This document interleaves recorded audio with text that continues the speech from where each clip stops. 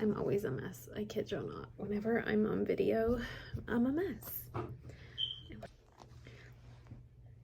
Hello you guys, welcome back to my channel. It's Kimmy here and back with another video. I've been gone for a while already. I had not posted. I actually recorded content, didn't post any of it, and ask me why. I've just been dealing with a new machine I got. So I got the Brother PE 800 embroidery machine, and you guys, I am loving it. I don't know why I waited to actually get an embroidery machine, but I kid you not, I really love it. And I am still going to be using a lot of DTF, screen print, or even vinyl.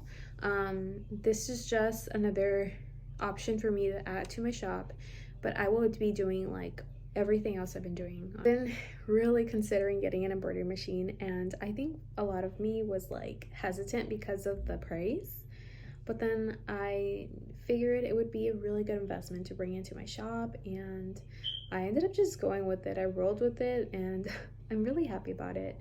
I am happy I decided to go down this route and add that into my shop.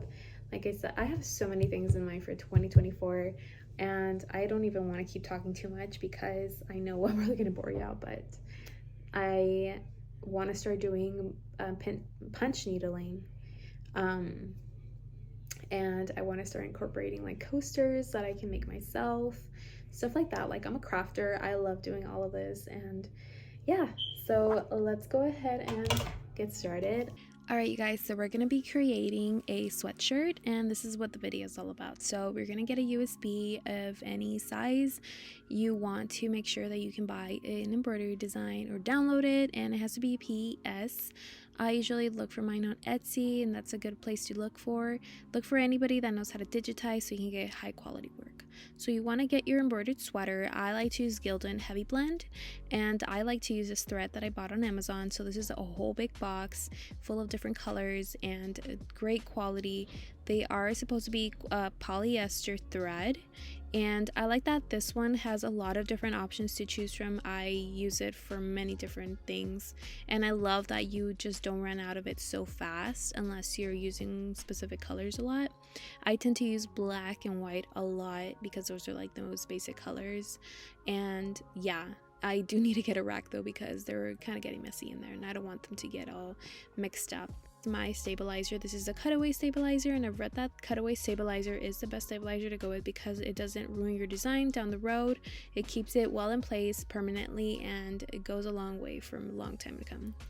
That is my adhesive. I use a 5x7 hoop for this design, and we also use this ruler from Megannco, which I'll be linking down in my description along with my Amazon thread. So I like to go ahead and measure out how low I want this to be. I usually just stick to the size and the length of the sweatshirt. So once I've done that, one of the tricks that I use that has really helped me with pretty much figuring out how much stabilizer I'm going to be using, which is this roll, is I try to measure it out along my hoop, which is the bottom one that's going to go inside. Once I've done that, I go ahead and leave a little bit extra out or longer, that way it doesn't run short. So if you can see here where I'm putting the line on, I usually try to cut around there so there's a little bit extra hanging out rather than it being too short and kind of running short on my hoop. At this point, we're going to go ahead and place our adhesive on the back of the stabilizer, and I like to move it away from my apparel and from anything that it could spray on, just because I don't want it to get white little fluffs. Go ahead and place it onto the sweater, and I like to use this ruler to measure out my height and sides so that I make sure that I can put it at its center. If you can see, I end up pulling it and I push it up a little bit. Just a little bit of a trick that I do to not touch it directly once it's wet. After doing so, I'll go ahead and flip my sweater inside out just so that I can go ahead and start putting the hoop on the other side and measuring out where it's going to go on the center.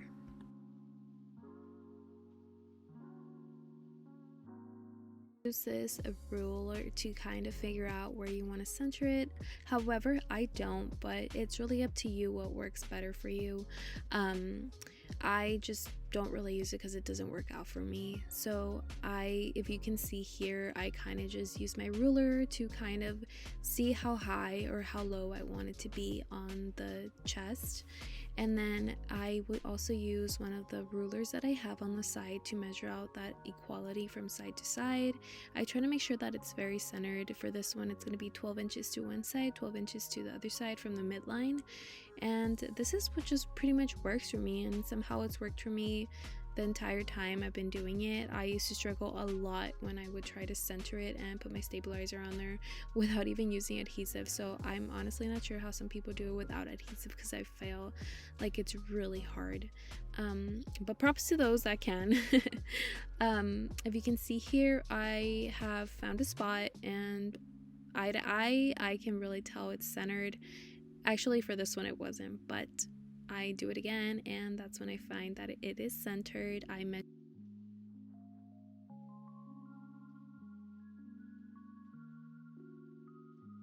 securing it and making sure it's tight. That way I can go ahead and place it onto my machine. So when you're doing this, you want to make sure that there's no part of the sweater getting in the way underneath your hoop, because if this happens, you can get your sweater embroidered along with your design, and you don't want that, because then everything will tear and it could possibly break the needle as well. So you really want to avoid that. As you saw, I pulled out a lot of the pieces just to make sure that nothing was in the way, and I use clips as well. That way, while I'm embroidering, my sweater isn't falling onto the front of it. Here you want to make sure that this hooks on very well. Alright, so at this point we're gonna go ahead and put our thread here through here, and the good thing is that this machine does give you numbers, so you can pretty much follow it, and it will always remind you what needs to go next.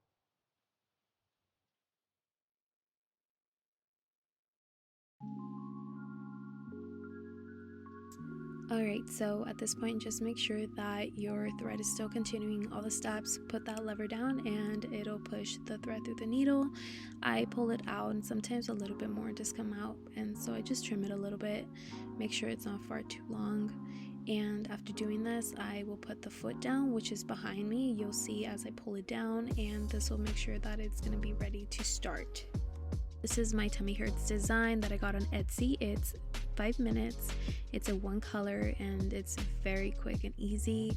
I've had other designs that are way longer, between 20, 30, 40, 45, an hour 30 minutes max, and it really just depends on the design, how much detail and how much color has to change. And it is a one thread needle, so you do have to change the color every time, which is a little bit more time consuming as well, just to keep that in mind. But at the end of the day, it is a very affordable machine, great work, and it's worth it. At least I think it is.